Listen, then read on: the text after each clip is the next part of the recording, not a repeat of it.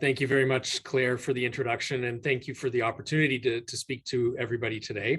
And thank you to all of you who are spending your evening, I think in many cases, tuning in to hear more about the Canadian Coast Guard and specifically the North American Arctic. I have a pretty significant presentation to go through. There's a lot of information in there. And as Claire noted, will be made available, and so please don't feel the need to frantically write everything down. But we will cover a lot of different areas, and just to give you kind of a sense of where I'll go before we get into the Q&A, I will give you a bit of an overview of the Canadian Arctic, a bit about vessel traffic that we see here in our Canadian Arctic. I'm going to talk to you about the implementation of our Arctic region, give you a bit of an overview of the programs and services that we do deliver, and a bit more detail on some of the latest statistics and program highlights, if you will. I want to talk to you a bit about Canada's national shipbuilding strategy, and very specifically what that means for the recapitalization of our vessel fleet. I want to talk a little bit about reconciliation in the Canadian context and how governance occurs in the Canadian Arctic in partnership with Inuit, First Nations, and Métis. And then I'm going to talk a bit about collaboration, both within our own federal family, with industry, with science, and I'm going to focus a little bit on the international collaboration that we do.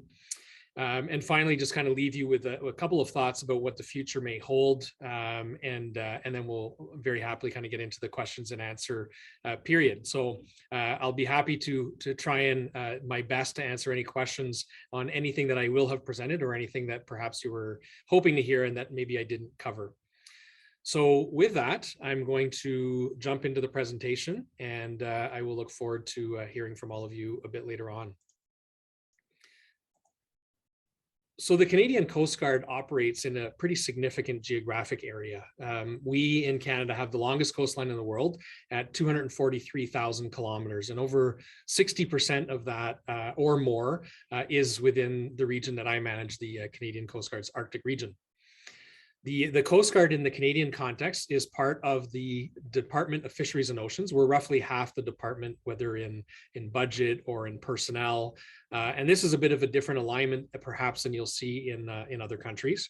One of the things that I often note to international audiences is that unlike some departments, whether it's foreign affairs or transportation or defense, where there's a pretty much a common structure, if you will, from country to country, Coast Guards seem to have different mandates and are situated in different places, across the world. And so there are many Coast Guards, for example, who are law enforcement organizations. We are not. We are a civilian fleet. But probably the country where we most resemble the model is actually South Korea, where they too have their Coast Guard working very closely with their Fisheries and Oceans Department, understanding and recognizing the synergy on the water.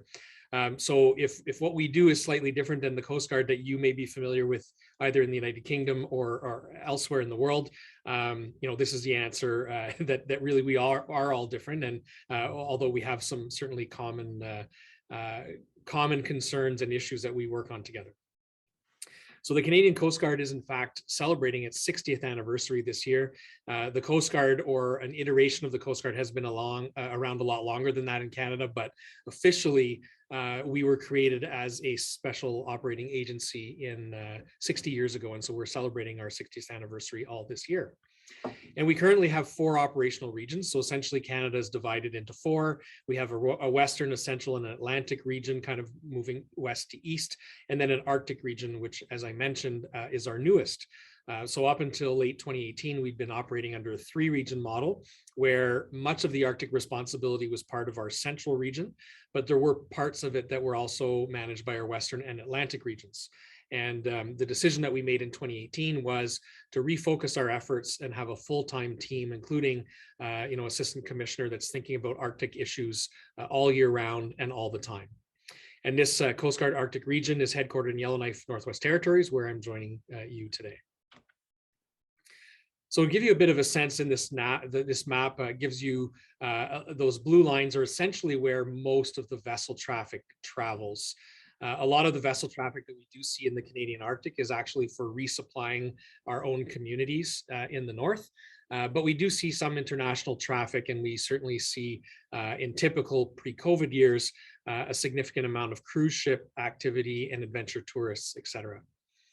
The Arctic region for the Canadian Coast Guard covers all of Northwest Territories, Nunavut, all of James and Hudson's Bay, that kind of blue body in the water that you'll see in the middle at the kind of southern end or the bottom of the screen, as well as all of the Canadian Arctic archipelago. And so just to give you a rough sense, the size of the region that I manage is roughly 2/3 of continental Europe.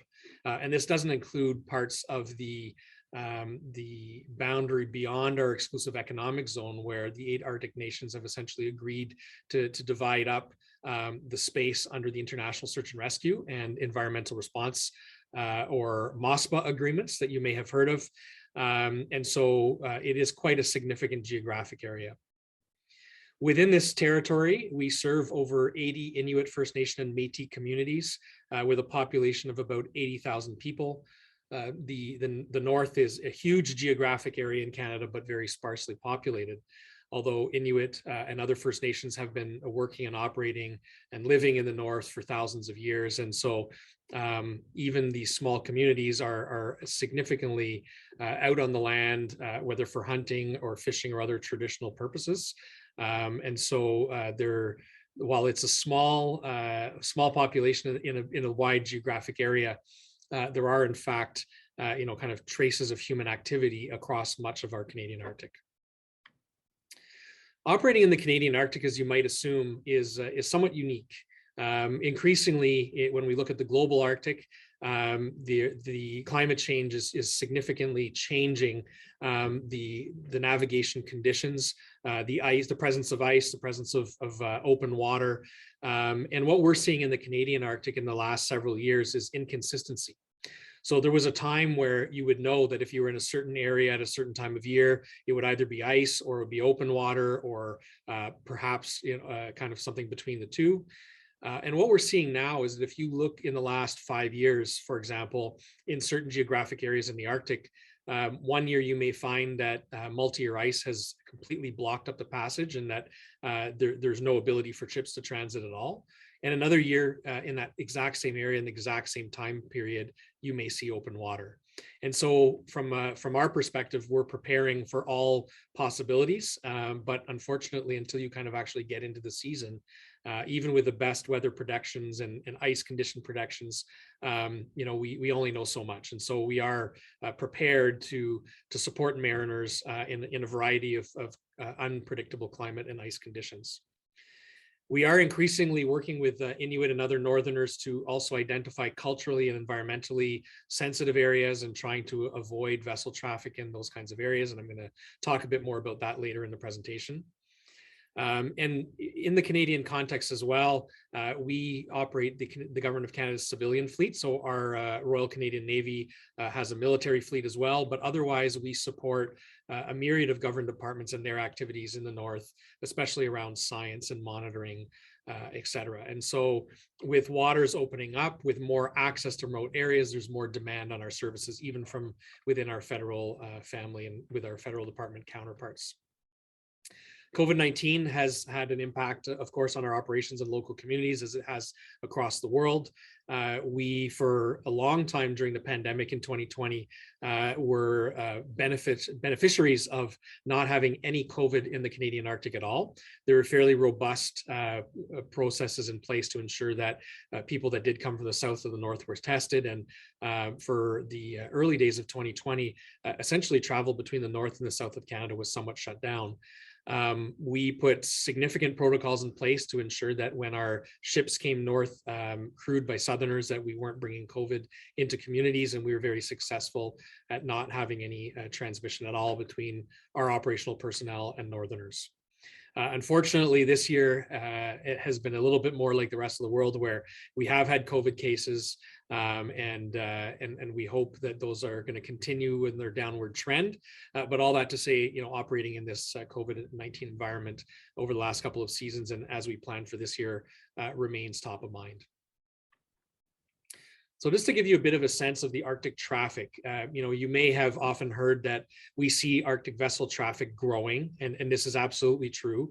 But at the same time, the sheer volume of vessel traffic that we see in the Canadian Arctic is very small and minimal compared to vessel traffic that we would see in other parts of the world, and even in other parts of the Arctic when we kind of look at the European Arctic. But this still kind of gives you a bit of a sense that there is an upward trend here.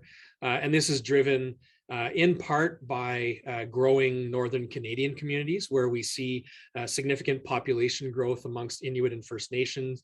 Many of the members of those communities are young and under 20. And at the same time, while there remain many challenges, specifically around housing and health outcomes, et cetera, we are seeing Northern communities have more disposable income as compared to maybe 10 or 20 years ago. And so all of this is actually driving our domestic resupply for communities, in addition to this growing international interest to travel for commercial purposes or for sightseeing type purposes in the Canadian Arctic.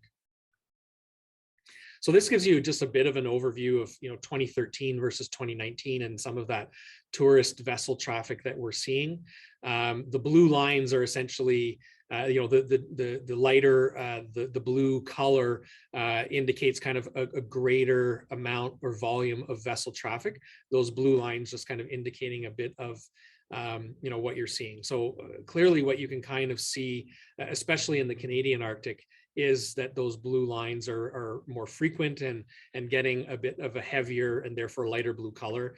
So we are seeing significant increase in vessel traffic. The last 2 years, so in 2020 and 2021, Transport Canada has restricted cruise ship and non-essential vessel traffic in the Canadian Arctic. And so we did kind of see a drop, obviously, from cruise ship and adventure tourists in the last couple of years. But we are looking forward to welcoming those kinds of vessels back into the Canadian Arctic this year. And I think we're thinking with tourism everywhere, there's a bit of a pent-up demand, and we do expect to see a significant influx of tourists back into the Canadian North this year. So the next thing that I wanted to introduce a little bit was just about our journey in creating the Arctic region. So again, you can kind of see in the map here, the purple shade at the top is the Arctic region and the boundary of the Arctic region. And essentially what happened is in 2018, we made an announcement that we were going to be implementing an Arctic region. So for all the reasons I mentioned before, we wanted to advance reconciliation, partnership with Northerners. We want to have full-time Coast Guard complement focused on everything Arctic with the growing interest, both domestic and internationally with regards to Arctic issues. But what we did is something a bit different than what the federal government typically does in Canada.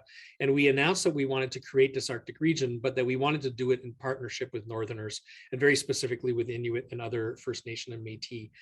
And so what this meant was that this map, was not something that was shared in October 2018. In fact, we didn't know what the map or the boundary of the region would look like. And one of the first things that I was asked to do was to engage with Northern partners, get a sense of whether they saw themselves as part of an Arctic region or not, and then ultimately make a recommendation to our minister on what the boundary should be. So we were very happy to embark on significant discussions, especially over 2019, with our Indigenous Northern partners on what the future holds. So yes, what should the boundary of the region look like, but also, where does Coast Guard have an opportunity to improve? Where are Northerners looking for more Coast Guard services? And importantly, how are we going to all work together? So, AKA what's the governance model that we want to put in place to ensure that well into the future that we are going to be collaborating and working together, and that this wasn't meant to be a one-off kind of discussion in 2019, where we would ultimately get a couple answers on the boundary and what the priorities were, but then go off on our merry way and work on that on our own. That's certainly not the approach we've been taking, and it's not our approach as we consider how we're going to operate moving forward. So we did all of this work externally, and at the same time, I'm going to come back on that on the next slide in a second. At the same time, we did a significant amount of work internally to identify all of the resources that the Canadian Coast Guard was already using to operate in the Arctic. And so this is everything from ship time to search and rescue staff to administrative personnel. And these resources were situated in my colleagues' 3 regions. Some of it was also situated in our headquarters in Ottawa. And so what we did, working internally with the program experts, is we identified in each area what were those resources that were being used for Arctic, and essentially develop a plan for the transition of them under the authority of the Assistant Commissioner Arctic Region, and ensuring that when we did a kind of an internal transition of how our programs were now going to be offered to mariners and to Canadians, that we did it in as a seamless way as possible, trying to minimize all the kind of change management that we would have to do inside the organization, while really fundamentally changing how we do things from an external perspective. So we spent a lot of 2019 and into 2020 doing that. We were going to announce kind of the first or the second phase that you see here on April 1st, 2020, but that got delayed a little because we were all dealing with the COVID-19 pandemic. But we still wanted to importantly move ahead with the work that we've been doing.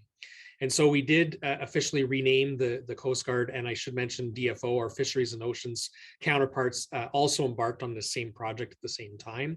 So we have the same Arctic regional boundary, and so we announced that as a department. We also made some changes. Our Marine Communication Traffic Services, and particularly our center in Iqaluit that manages all vessel traffic in the Canadian Arctic, our aids to navigation, some of our facility management around all of our sites, all of that responsibility moved over in June 2020. And then in this past year, April 2021, we completed the transition of the search and rescue, environmental response, incident management, and program management, as well as changed the model for fleet operations. So now all of the vessels that I will talk about a bit more later that we send to the Canadian Arctic now fall under the authority of the Arctic region. And so we were very happy to announce as of April 2021 that we have completed the implementation of the Arctic region. It will continue to grow, it will continue to evolve, but the project itself to actually take us from an announcement of an ambition and all that work that we did with our partners and all that work we did internally with our own employees to align all of this and to make it happen over a couple of phases has been completed. So on the next slide, one of the key things I want to kind of share with you is what we heard from our Indigenous and Northern partners. So specifically, this was developed after having met with Inuit leadership, First Nation Métis leadership, and while we did hear a lot about how the Canadian Arctic was so vast and that things were different. So there was, we can't have a one-size-fits-all solution for example, where I live in Yellowknife, which is not on the Arctic Ocean, and Northern Labrador, which is, on the Atlantic Ocean. And so just as an example, right? But there, so very many differences, and we continue to keep those in mind as we work kind of more locally on the right program solutions for that area. But at the same time, there were some really key common themes that kind of came out of our discussions. And what we did was we developed a pretty thorough what we heard report that we then had validated by our Indigenous partners to ensure that, what we'd heard and what we'd taken away from the discussion was in fact what they had shared with us and their perspectives. Happy to say that it was. And what we've kind of boiled it down to is this slide right here that I'll just kind of walk you through on what really would be some, I guess, the 6 key highlights of the perspectives of Indigenous Northerners in Canada. So first of all, they're very much looking for us to increase capacity, service delivery, and presence. Fisheries and Oceans and Canadian Coast Guard are 2 of the most present federal departments in the Canadian Arctic, along with our military and our RCMP. But that being said, they recognize, the importance of the fishery, the importance of Coast Guard in supporting their traditional practices, especially through search and rescue, and our role in keeping the Canadian oceans clean. And so they want to see more of us. They want to see a growth. They want to see more Inuit and other Indigenous partners as part of our organizations. And ultimately, this is, I think, very much aligned with, what we're seeing through the changes in climate, increased international interest, et cetera. The second bullet, or the second kind of theme, is the inclusion of Indigenous knowledge in decision-making. This is especially true on the fisheries side of our programming, where traditional knowledge it includes things like the oral history that's been passed on from generation to generation from Inuit. And a lot of it has to do with, understanding the geography and survival practices and cultural practices, as well as, fishing and hunting and other things that all have to do with the management of the fishery in 2022 from DFO standpoint, and the operation of Coast Guard programs for in 2022 as well. A really practical kind of example, because I sometimes get asked, well, how would Indigenous knowledge or traditional knowledge help in Coast Guard delivery of programs? And a really simple answer in the search and rescue context is that part of that Indigenous knowledge is actually knowing where hunting cabins are out on the land. And so if somebody goes missing, the local community probably has a very good idea of where they could be. And they have essentially, an inventory, if you will, or knowledge of where all the different safe places would be, that if a community member did get stuck out on the land or out on the water, where would they go to take shelter? So this is the kind of thing where, as an operator, we've been north for decades. We know a lot of this stuff, but there's a lot that we don't know as well. And you can see very obviously how it becomes a lot easier to do the search part, to do the rescue part, if the search part is cut down in the search and rescue situation. And working with local communities, understanding, the patterns of their traffic when they're out on the land hunting and fishing are kind of critical. So that's just one example. The third piece is that policymaking needs to be led from the north by Northerners.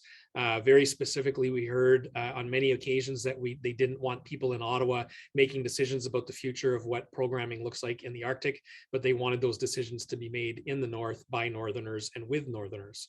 And so, we very much taken this to heart, and including, myself, many of our staff are located in the Arctic, and this is where we live and work, and are very much committed to bringing those perspectives as we discuss national policy making. We've heard a lot about wanting to remove employment barriers for Coast Guard, for the federal government, and creating more job opportunities in northern communities.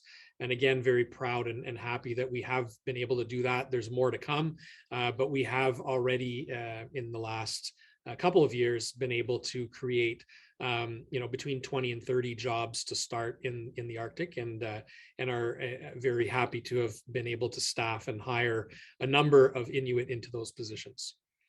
We're going to continue working with Northerners as well on co-developing climate change adaptation strategies, something you may not be aware of, but in the Canadian Arctic, we're seeing warming at 3 times the rate of other places in the world. And so climate change is having a significant impact on northern communities and on the geography and the traditional practices of Northerners. And finally, Northerners are looking for us to address the infrastructure gap, in our case, specifically related to the marine world, but it's a more general comment across the board that there's an infrastructure deficit, and that Northerners are looking to have the same kind of services as Southern Canadians have. So moving on to the next slide then, a bit of the guiding principles. So again, I've mentioned some of this, but we very much committed to advancing reconciliation as a Coast Guard on behalf of the federal government in the Arctic space. And a lot of it that just has to do with, respecting the land claims that are in place already between the Crown and Inuit, and making sure that as a Coast Guard, we're operating in the spirit and to the letter of the law, and that we're very much working with Northerners and with Inuit on how we're going to kind of evolve into the future. We are, of course, very focused on operational readiness and marine safety, and again, dealing with all of the changing climatic conditions that I mentioned earlier. So if I move to the next part and talk a little bit more about our programs and services. So I started off by mentioning how the Canadian Coast Guard is different and unique, as pretty much all Coast Guards are. And I mentioned that we are a civilian organization. That being said, we do have involvement certainly in human, maritime, and environmental security issues, and we do support law enforcement and military partners here in Canada. So I'll just kind of walk you through a little bit of that. So first of all, search and rescue, I've mentioned earlier, in Canada, we have a joint responsibility with our Canadian forces. Essentially, we provide the capacity on the water, they provide the aircraft, and together in 3 different places in Canada, we have joint search and rescue centers that are staffed by military and Coast Guard personnel that cover the full, the full gamut of Canada and Canadian waters.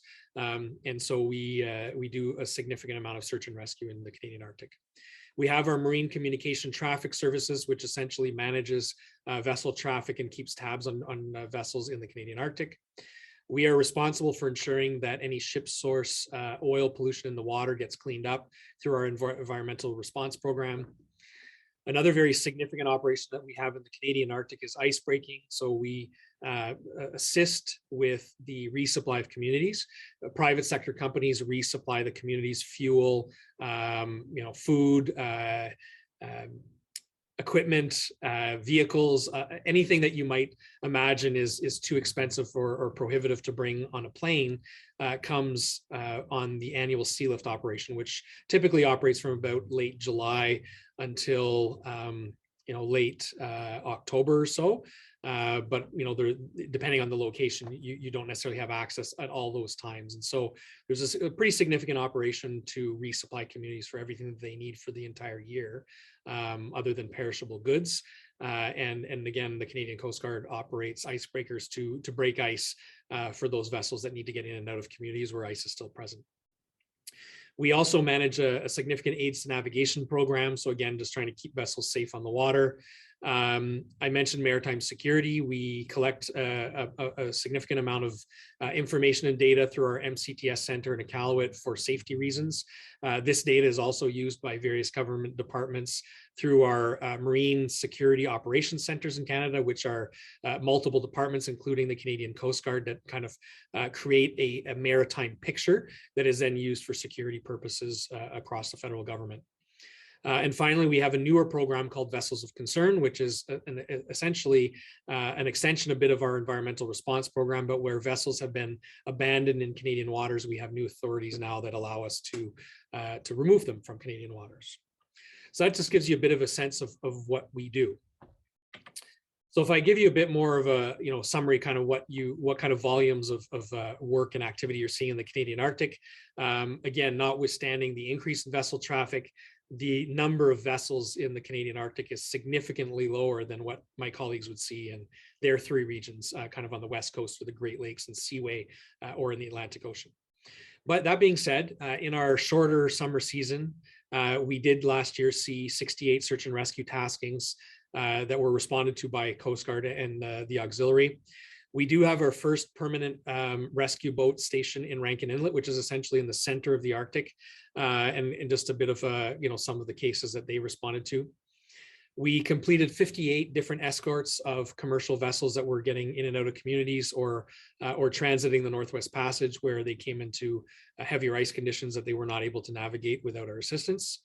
And the MCTS Center, again, supported more than 150 vessels that were operating in the Canadian Arctic. So this is a mix of tracking, support for Transport Canada regulations and communication with Transport Canada, as well as in any emergency situation. MCTS Iqaluit is staffed 24/7 during the season for communication purposes. On environmental response front, we did receive and investigate 38 different cases. 25 had required some monitoring and intervention, but very happy to say that they were all minor in nature, and we didn't have anything that would approach a major oil spill for that matter, in many years, but in this past season. And then our Canadian Hydrographic Service, which is responsible for charting in Canadian waters, and who has equipment on board the icebreakers that we deploy north, did significant missions and are continuing to chart and to collect modern hydrography data that in some cases in the Canadian Arctic we do not have.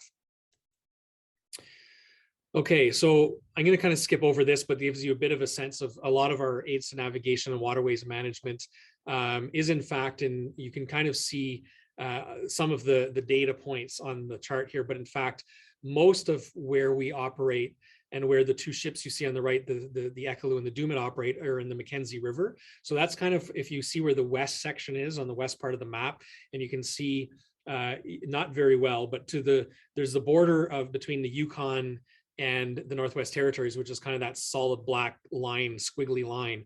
And just a bit to the east of that, there is a waterway there. You can very faintly see it. It is, in fact, one of the biggest and longest rivers in the world, and that's the Mackenzie River. And so we do operate 2 vessels and have almost 1,000 aids navigation just on that river. And that river is very much used to resupply Indigenous communities in the Northwest Territories.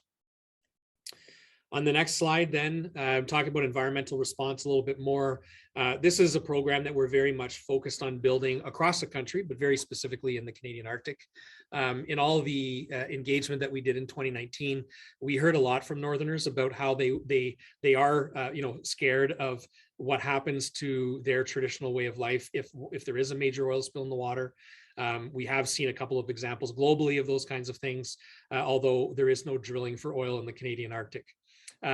So that being said, we've been very much focused on growing the program and are very happy that for the first time ever, we now have permanent environmental response staff stationed in Iqaluit, and that's the first time that we've ever had environmental response capacity stationed in Nunavut. So we are absolutely committed to growing and to moving this program forward. On the search and rescue front, again, this is one of the key programs that we deliver in the Arctic. A couple of things that I will highlight. We did a first ever search and rescue course in early September in Rankin Inlet. So this was the first time that we ever delivered one of our kind of mandated search and rescue courses actually in the Canadian Arctic, as opposed to where we've always delivered them in southern waters, kind of in the lead up to the season, and then deployed people north. And this is just, it's a small but important piece that we're going to continue looking to take advantage of the unique conditions that we have in the Canadian Arctic to offer courses not only to our own personnel, but increasingly as well to international partners. The other highlight on this slide that you'll see is we have a series of what we call Operation Nanook. Some of you may be familiar with this. This is something the Canadian military leads, and there are various components of it.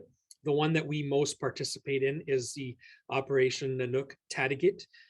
This was held in August of last year. And we had to unfortunately scale down the planned exercise because of the real life COVID situation that was being managed by our territorial emergency management folks. But nevertheless, we were able to do an on-water component, including exercising with the US Coast Guard and the Royal Canadian Navy. And this was essentially a cruise ship evacuation type exercise. We will look forward to doing the other component in the future, which was very much about figuring out, once we've evacuated a cruise ship in the Canadian Arctic and got people ashore into a community, how do we get them out of a community? Understanding that in most of these communities, there are no medical personnel. Even in the largest communities, you may have a doctor, but most of the Arctic communities would not even have a doctor, maybe have a full-time nurse. And how does that, one nurse with 4 hospital or 4 clinic beds, I should mention, manage an influx of even a dozen, people coming off of a smaller cruise ship of 300 passengers. So these are things that we're, very seized with, and we're going to continue to look and look to exercise in future years. One of the other things that we've done significant work on is the expansion of our Canadian Coast Guard Auxiliary. So this is a national nonprofit organization that essentially takes volunteers that are already on the water, gives them additional training, and reimburses them when we might call upon them to help us with a search and rescue case. So in the Canadian Arctic, this looks a little bit different. There are a lot less, in a lot of the other parts of Canada, it's typically, people who are in the fishing industry who are auxiliary members, and there are many that come from all walks of life, but it's kind of fishers are already on the water, and it fits very well with the model. In the north, we don't have nearly as many vessels that are kind of just out there on the water for other purposes, and so we have put in place a community boat volunteer pilot program that's been hugely successful. And in the standing up of an auxiliary unit in the community, what we do is we support them with funding to be able to buy a search and rescue vessel for that community, so that the community can participate into it, because they may not actually have a suitable vessel otherwise. And so we have been growing our auxiliary significantly. Just in the last 7 years or so, we've tripled it in size. We're hopeful this year to have somewhere in the vicinity of 30 communities participating. So meaning that they would have, a vessel, a community vessel that already was in their possession, or in most cases, a community boat provided through this program. They'd have, trained personnel, and very much are part of the search and rescue system. And of course, they're the closest to being on the scene because they're there in a given community when there's a call. And there's also a significant amount of knowledge, because most of the auxiliary members are people who are, hunters and fishers, and have a lot of experience and knowledge about the land and the waters around their community. And that's of significant benefit to us in an emergency situation. So a bit more of some of the statistics. I mentioned ice breaking. So last year we deployed 8 icebreakers north that together provided almost 800 days of service. The first ship departed the south of Canada on June 17th, and the last ship returned on November 22nd. Those dates hold roughly year to year. They may change by a few days depending on what's happening, but that gives you a rough sense of when the Canadian Arctic is open. And just to be really clear, because I do often get this question about, well, does that mean you can transit the Northwest Passage from June to November? Absolutely not. It means that, in late November, the farthest eastern part of the Canadian Arctic, close to Iqaluit, may still have some access to a community or two. Meanwhile, the rest of the Northwest Passage has already been iced up for, in some places for a month. So when you're talking about actually transit time through the Northwest Passage, again, it changes year to year. Sometimes it opens up later, it closes earlier, but you're probably looking at, roughly a late July to late October window. So maybe 10 to 12 week window where, in theory, transiting the Northwest Passage with the proper vessel is feasible, just to kind of give you a sense.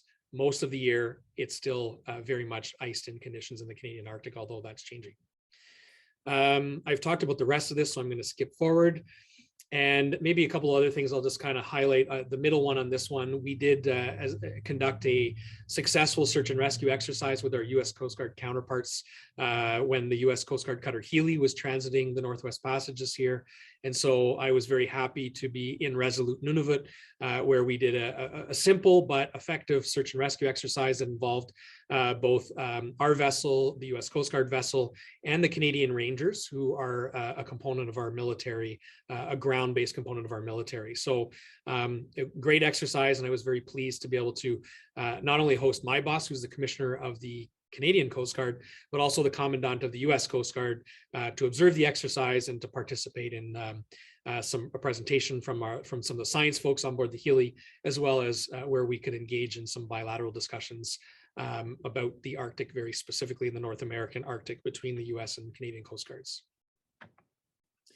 So as we kind of look to deploy for this year, we are at this point in time looking to deploy 7 icebreakers, although we may send an 8th. It all depends on ship time. And as I know many of you are kind of retired Navy or involved in the marine industry, you'll very much appreciate, of course, all of the effort that goes into keeping ships on the water, especially when you're dealing with an aging fleet as what we have.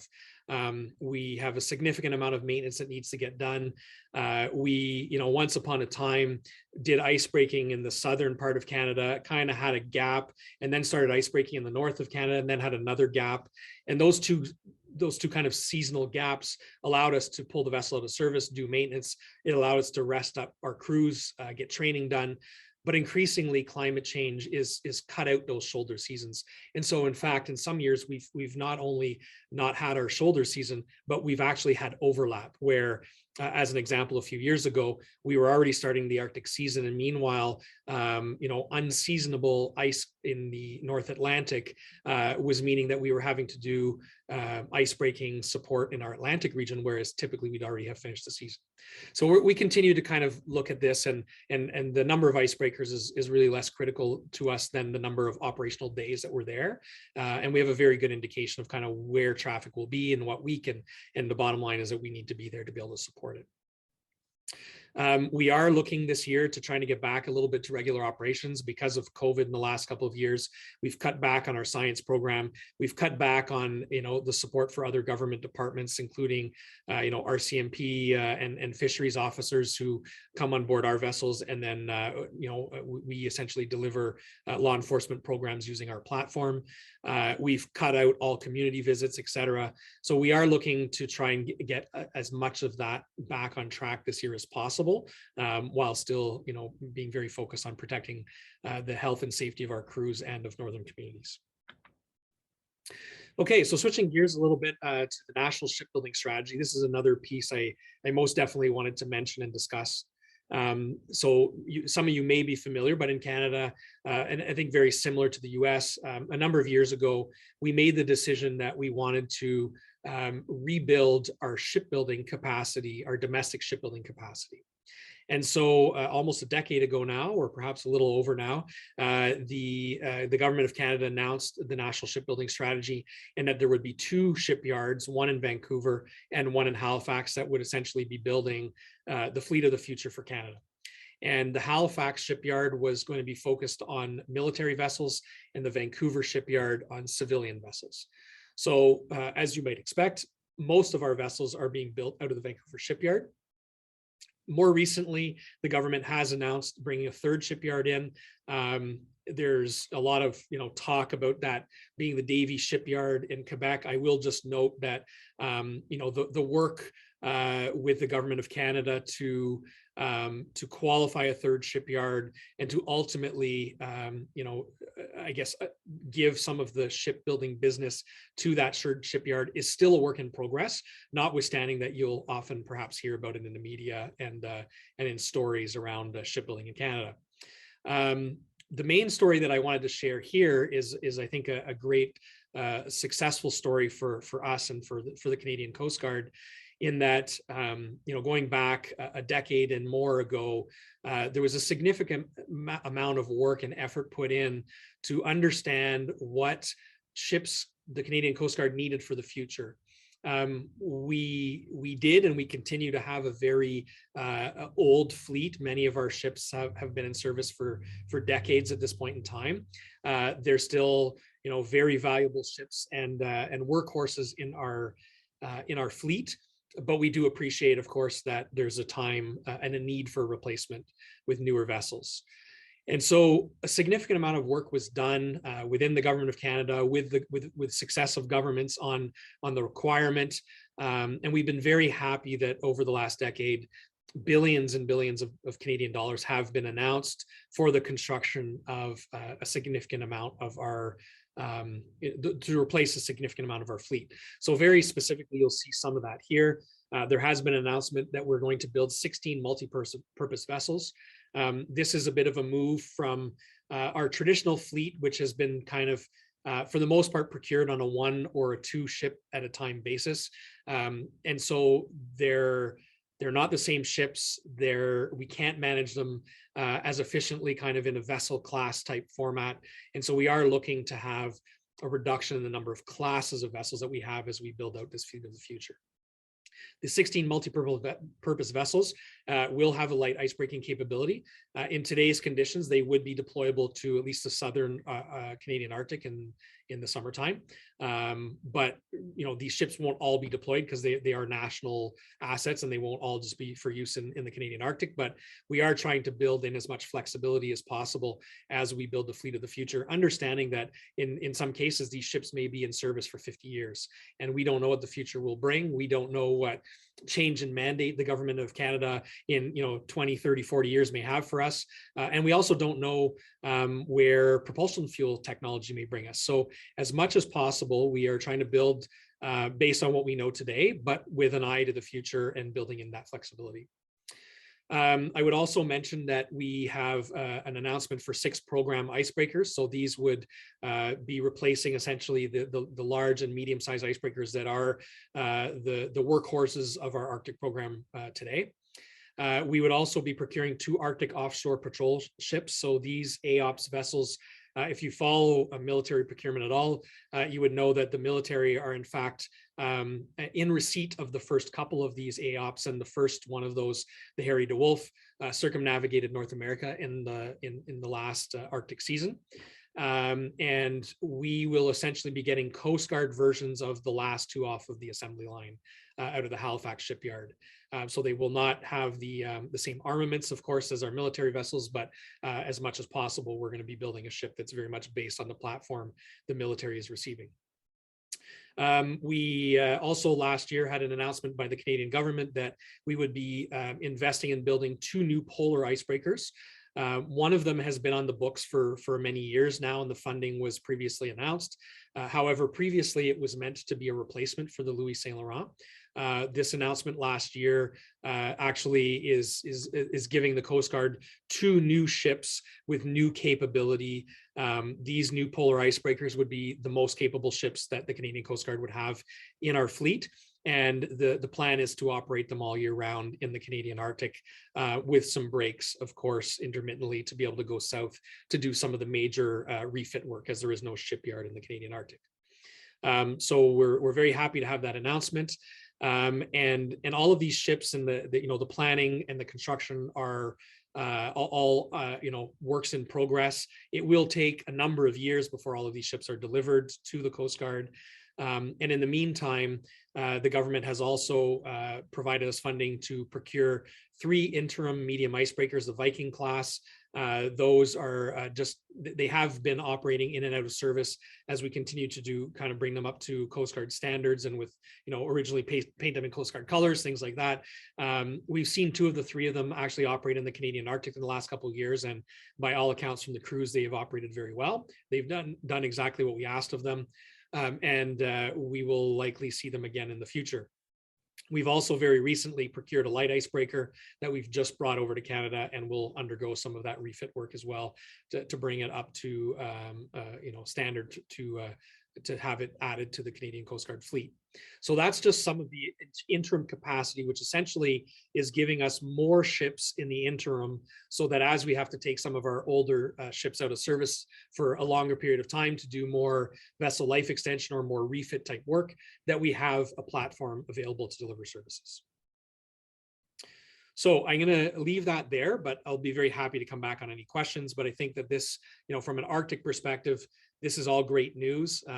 Ultimately, we are going to have a significant amount of capacity that will be deployable into the Canadian Arctic into the future, in the decades ahead. And again, building in as much flexibility as possible, as we don't know what the climate conditions and perhaps what we'll be asked to do in the future will look like exactly.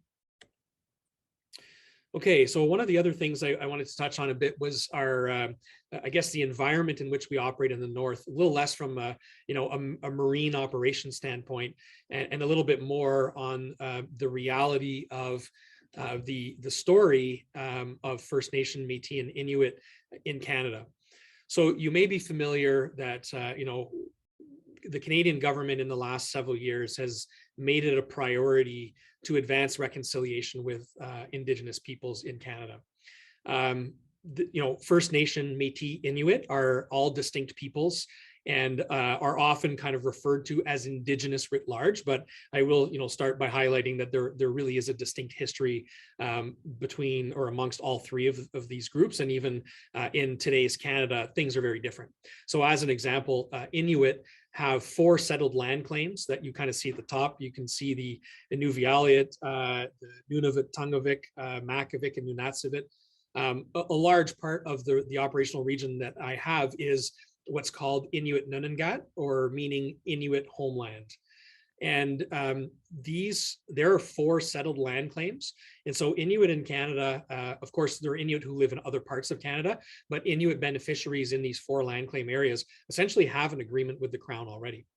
When you look at other parts of Canada, for example, the West Coast, there are others as well, but the West Coast is certainly one of those major areas where First Nations do not have settled land claim agreements with the Crown.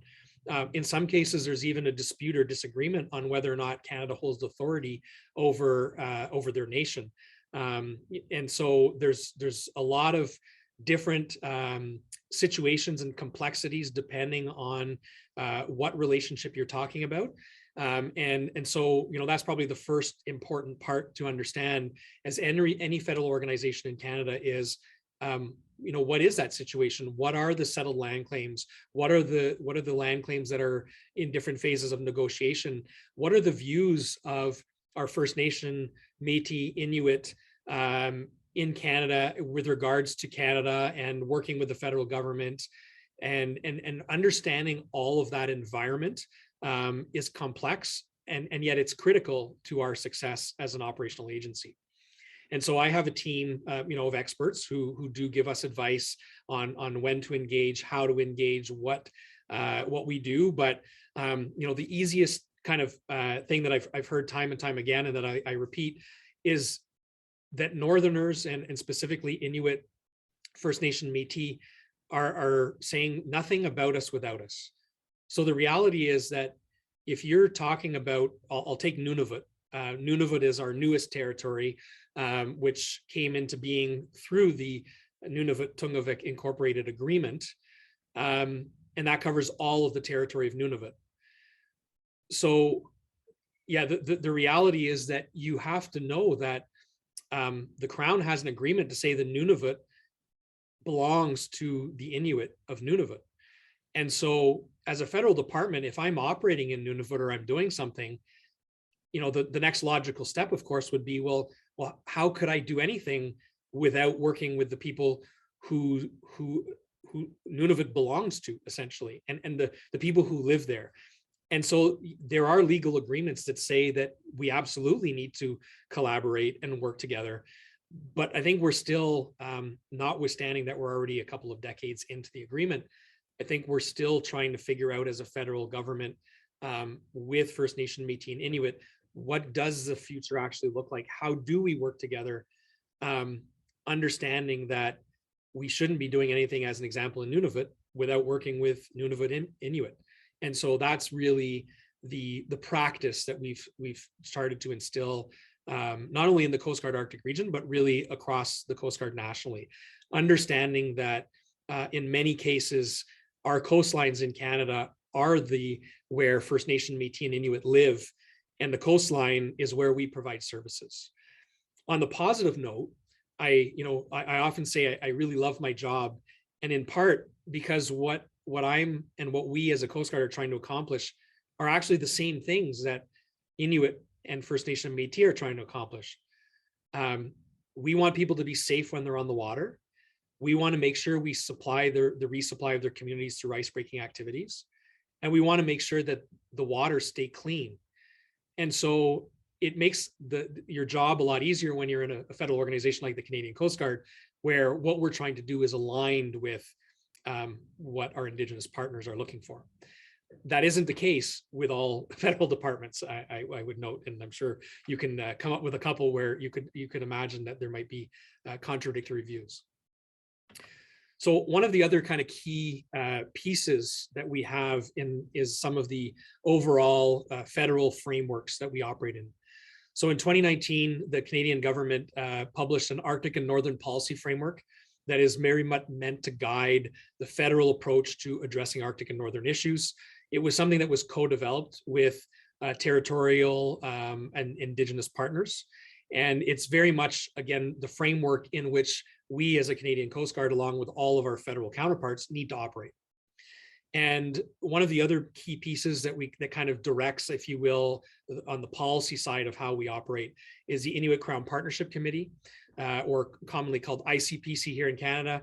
And it's essentially an agreement between the two gentlemen that you see. So on the right, you'll see our Prime Minister, and on the left, you will see the President of Inuit Taprit Kanatami, which is the National Inuit Association, Natan Obed.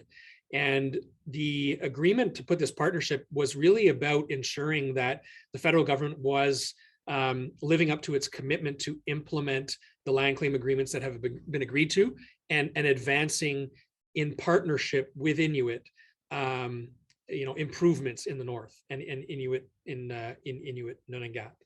So there's a series of departmental objectives under this partnership committee, like any government's model, you know, the high level is actually chaired by the president and the prime minister. It includes, you know, kind of senior officials on both the Inuit and the federal side. I personally sit on the senior officials meeting, which is kind of, or committee, which is kind of the next level down, which are, you know, the bureaucratic, not the political side, but the senior kind of bureaucrats, if you will, that kind of manage on behalf of departments a lot of these issues. And so this is, again, a high visibility, prominent committee in Canada that is something that we absolutely need to be plugged into and understand, because they are making a lot of decisions about how Inuit and Canada will continue to work together that I need to apply for the Canadian Coast Guard.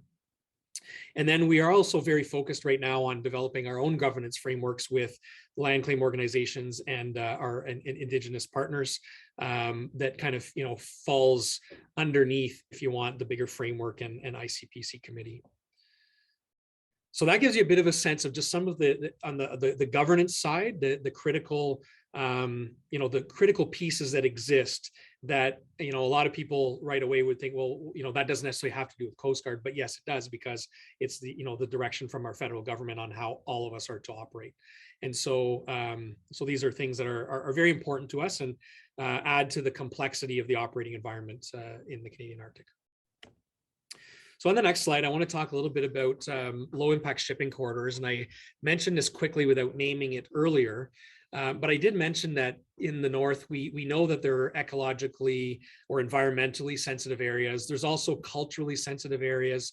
And so what this corridors project has done to date is essentially with Transport Canada, the Canadian Coast Guard has worked with Northerners to better understand what their views are on the existing, where existing marine traffic is going. So as an example, those corridors that you can kind of see on the map are basically based on historical, the historical depiction of where vessel traffic in Canada goes.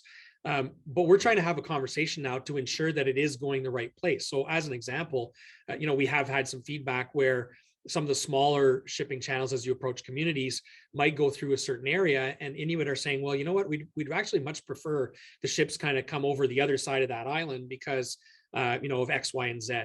And so what we're trying to do right now is capture all of that and essentially then direct, you know, shipping traffic to, as much as possible, use the shipping corridors. And we're also going to be looking at focusing the enhancements of our services along those shipping routes. So this works very well for resupplying of communities, international shipping traffic that may be trying to come through the Northwest Passage. It works a little less for adventure tourists and cruise ships who are actually very focused on kind of going off the beaten path and not going where all the ships are going. So we're you know, continuing to advance this corridors initiative because I think it is critical and important, but understanding that it's not going to kind of necessarily provide the solution for all vessel traffic in the north.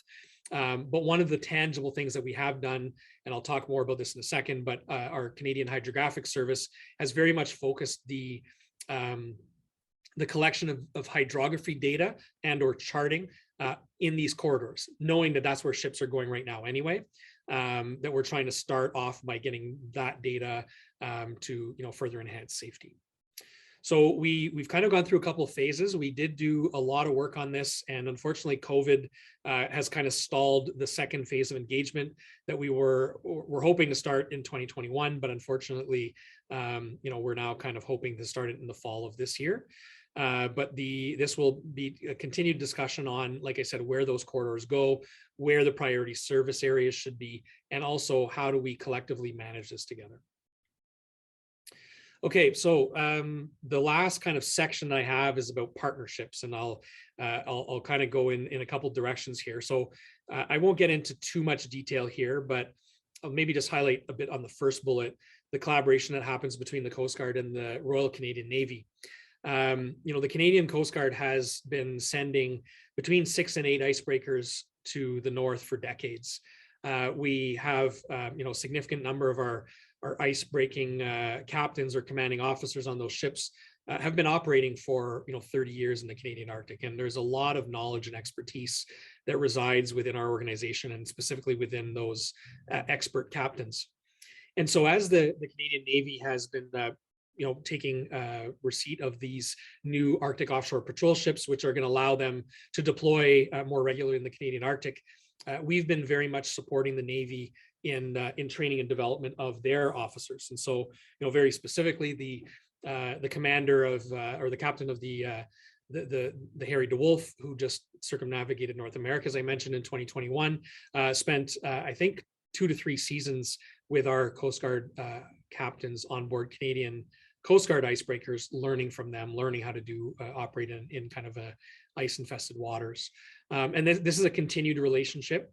Now that we know we're going to be taking on 2 of those Arctic offshore patrol ships as well, kind of at the end of the assembly line, there's even renewed interest about, well, how can we even manage the ships together, including maintenance and other things. There's a world of opportunity, and the Coast Guard and the Royal Canadian Navy do work very closely together as the 2 kind of halves, if you will, of Canada's on water capability.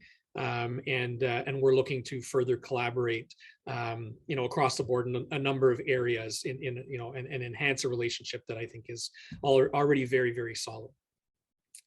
We work with a number of other federal departments. This isn't the extent of them, but just to kind of give you a sense that a lot of that collaboration happens around maritime domain awareness, safety, security issues, as well as monitoring and science work.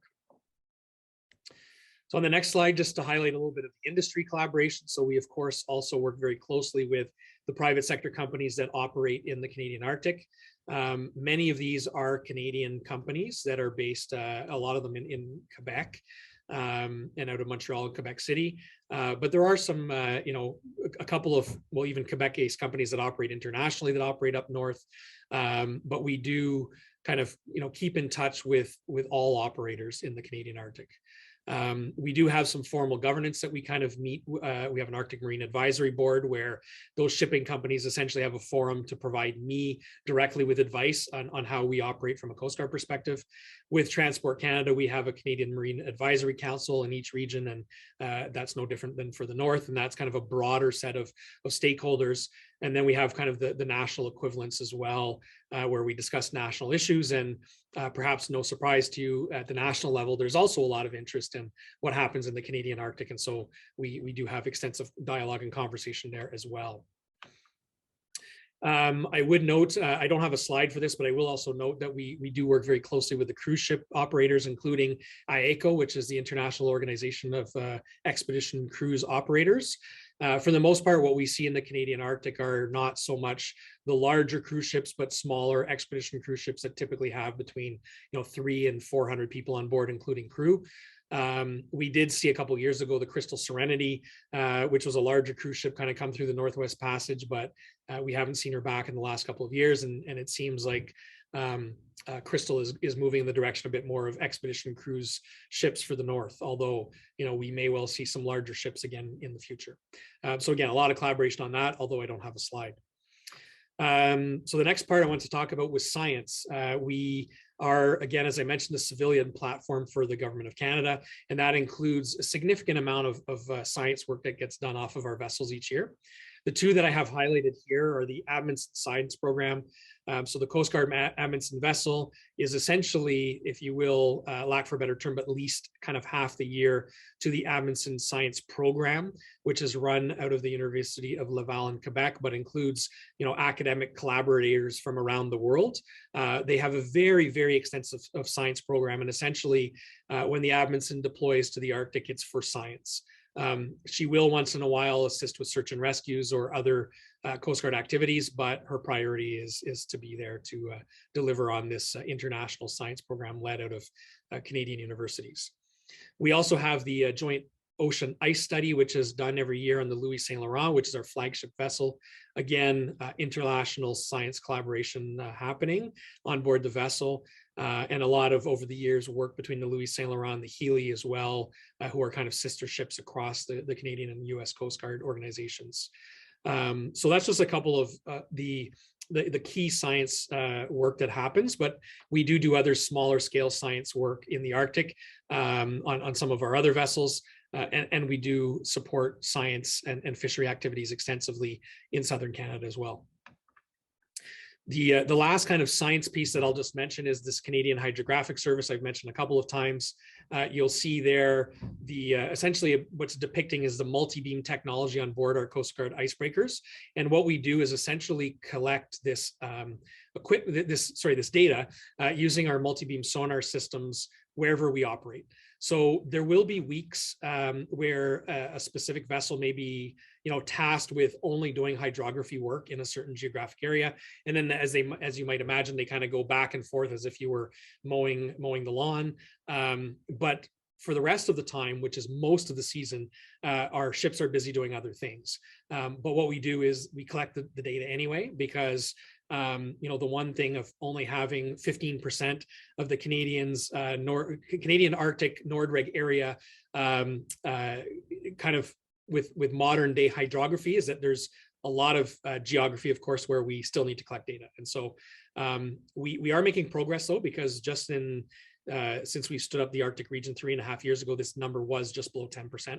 It's almost at 15 now. And again, as I mentioned, there's a huge focus on the shipping corridors themselves. And so 40% of those shipping corridors have now been charted to using modern standards. And the last kind of bit of collaboration I want to talk about is the international collaboration. It is an important part of our work. And I want to kind of touch on a couple of key things here. So first of all, we do advance kind of Arctic cooperation agreements and collaboration both with Arctic and non-Arctic states. A lot of my focus, as you may well appreciate, are on my direct next door neighbors from an operational perspective, which are the US Coast Guard for Alaska and the Danish Joint Arctic Command out of Nuuk, Greenland, for kind of our Greenlandic neighbor. We, in both cases, have cooperation. The U.S. Coast Guard and Canadian Coast Guard cooperation is extensive at many levels all across our organization, and between our headquarters as well as at each of the regional levels. And so to the point where the U.S. and Canadian Coast Guard essentially interoperate on the Great Lakes and Seaway. You may be familiar, but the waters of the Great Lakes and Seaway are partly Canadian and partly American. But the way that we operate, for example, when we have icebreaking taskings, is that we send together the closest vessel, whether or not that be in the country where the ship is, whose ship it belongs to. So meaning specifically that you could see a Canadian Coast Guard icebreaker being tasked to break ice in the US, and you may see a US Coast Guard icebreaker being tasked to break ice in Canadian waters. That's the extent of our relationship and seamless service delivery to mariners. In the Alaskan case, we work very closely together. We work on things like the deployment of the Healy, joint exercising. And then on the Danish side, more recently, we actually signed a collaboration agreement. And I think I have another slide a bit more about that in a second. I will, of course, touch on the UK Royal Navy and Coast Guard Memorandum of Understanding, which is very, very recently signed as well. And we'll just note that we participate, in addition to bilateral kind of relationships, we participate in a number of international fora, or did until the most recent announcements, of course, regarding the Russian invasion of the Ukraine. But we do work under Arctic Council. In fact, one of my colleagues leads the international working group for EPPR. And then we also have the Arctic Coast Guard Forum. You may have heard that at the beginning, where the 8 Arctic nations and their coast guards meet and collaborate. The Canadian Coast Guard did announce last week that we were putting our participation on hold for the time being, as we kind of looked at how that collaboration might continue into the future. Underneath that Arctic Coast Guard Forum, there is typically a combined ops working group, which is kind of the essence of the exercising. In fact, the photo that you can see on the slide there with multiple ships is a live exercise from 2017, just off of Iceland. And so this combined ops working group kind of oversees all of this joint exercising and collaboration and sharing of best practices in the operations world. I am currently the international chair of that working group as well. So as you can kind of see, the Canadian Coast Guard is very much involved in what has been up until recently, the international fora that have been kind of working in Arctic issues. Okay, so moving forward then, the US Coast Guard, I kind of already talked a little bit about this, but just to give you a bit of a sense in the Arctic, that there is a 1988 agreement between the government of Canada and the government of the United States on Arctic cooperation. You may be aware that we do have differences of opinion on the Northwest Passage. Our view is that they're very much our internal waters that have been used by Inuit for thousands of years. But fundamentally, more importantly, we're very much focused on the collaboration, and from a Coast Guard perspective, we're very focused on the operations, keeping people safe, keeping the waters clean, and that collaboration continues to strengthen and be enhanced. You'll see on the bottom here, so that's the Commandant of the U.S. Coast Guard with Mario Peltier, who is my boss and the Commissioner of the Canadian Coast Guard, and myself. And this is a picture taken of us on the Healy in September of 2021, as is mentioned a bit later down on this slide. A couple other things that I would just mention is that we are looking at this point in time to renew the Canada-US Joint Contingency Plan, which is around environmental response, and looking to sign a collaborative agreement between myself and my counterpart that's very Arctic specific in the next couple of months. One of the other things of interest that we do is that we support the US Coast Guard, who supports the US military in the annual breakout of Thule, Greenland, and the Air Force Base there. So many of you may be familiar of the US military installation that's there. In theory, the US Coast Guard does the ice-breaking breakout, but in practical, from a practical perspective, they don't have any Coast Guard cutter anywhere close. And so for a number of years now, we actually are the ones that go and do that breakout on behalf of the US Coast Guard. And this is all wrapped up in an ice-breaking agreement that we have between our two organizations, which covers off things like this Operation Pacer Goose in Greenland, as well as all that interoperability I talked to you about on the Great Lakes and the Seaway. Okay, so moving to the next slide, then I started talking about the Danish Joint Arctic Command, and this is just a bit of a sense, again, Commissioner, having a meeting with counterparts overseas.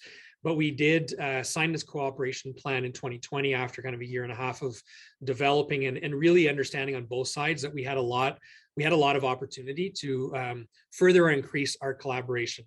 I think historically in Canada, we often look at Canada and the US as being part of North America, and that Greenland is part of Denmark, and that's Europe and far away from our waters. Of course, when you look at a map, that's all proven false in about 5 seconds. And the reality is that Nuuk and Iqaluit are much closer than Nuuk is to Copenhagen, or that Iqaluit is to St. John's. And so when we're looking at an ability to cross train and exercise and operate together, there are huge opportunities here. And so we've been working at that for a couple of years, and we're going to continue really trying to deepen that engagement and collaboration at all different levels throughout our organization.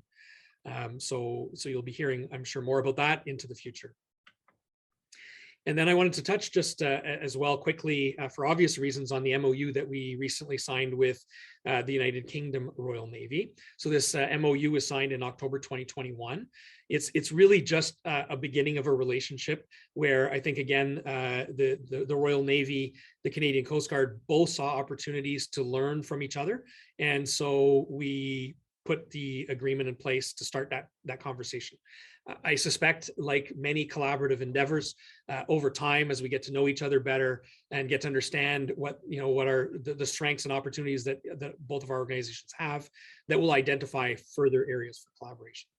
But to start off initially, you'll see in the last 2 bullets, the Royal Navy is very interested in our expertise with ice navigation, ice breaking, and vessel operations in polar waters.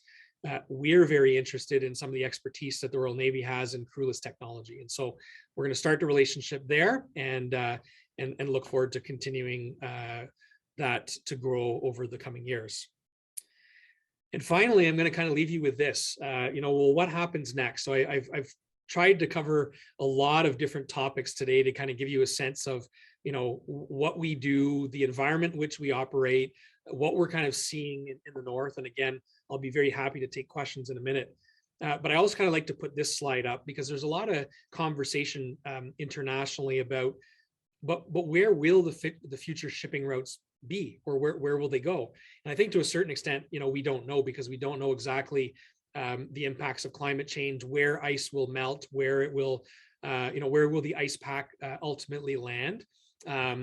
We also don't know how quickly some of these changes will happen. But I just kind of put this out here because you'll see on the green line on the far left is the Northwest Passage. And, while we do see some interest from international shippers that come through, every year, just to kind of see what the conditions are like and how things are, as I've mentioned, we foresee into the coming, at least the coming many years, continued challenges with navigation in the Arctic. And as you well know, shipping companies like certainty. And that's not something that the Northwest Passage can always offer, given that we're seeing different conditions year to year. Yeah, on the other side, and I've been using this slide for a couple of years. Of course, what's happened in the last month has significantly changed the considerations here. But of course, there's the Northern Sea Route that Russia has been continuing to invest in. That is an opportunity as well for shippers, but it's also brings its own challenges. Of course, no, maybe I'll leave it there. And finally, there's the Transpolar Sea Route that not sure how familiar all of you are with this, but ultimately, it is the shortest distance between Asia and Europe. It keeps you out of, the Russian Northern Sea Route. It keeps you away from some of the challenging navigation Northwest Passage. The small challenge today, of course, is that there's ice there, so you can't actually take that sea route. However, we are seeing opportunities to get up to the North Pole from cruise ship operators coming out of Europe, because the European side is a lot more open water than the North American side.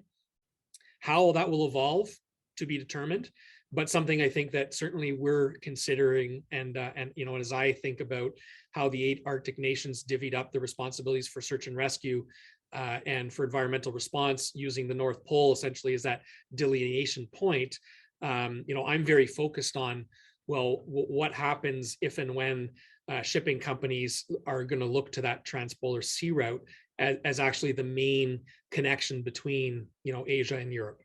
And of course, you can look at the map and start to see the implications of that kind of a shipping route on the United Kingdom as well.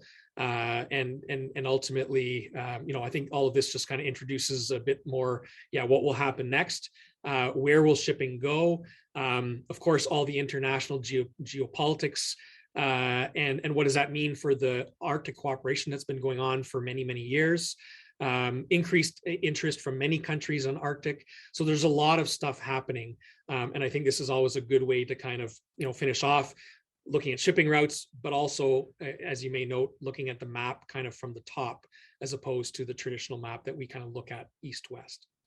So I'm going to stop there. Thank you very much for the opportunity to share all of this with you today. And I'll be very happy to get into some of our questions and answers. Thank you.